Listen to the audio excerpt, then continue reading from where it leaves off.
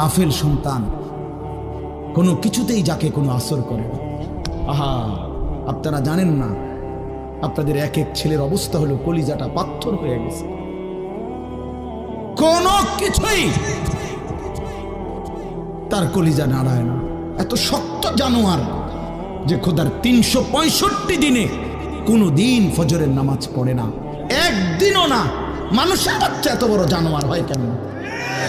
আরে তুই কোন মানুষের বাচ্চা? তুই কোন মার দুধ খাইলি? না ফরমান, কেমনে মানুষ হইলি? এটা কি ধরনের মানুষ? একদিনও নামাজ পড়ে? ছি ছি ছি ছি ছি, মুসলমানের বাচ্চা এত বড় জানোয়ার হয় কেমনে?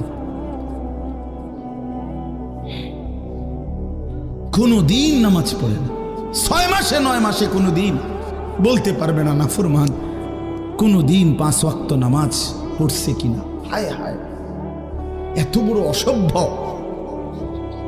মায়ের সন্তান হয় কেমনে?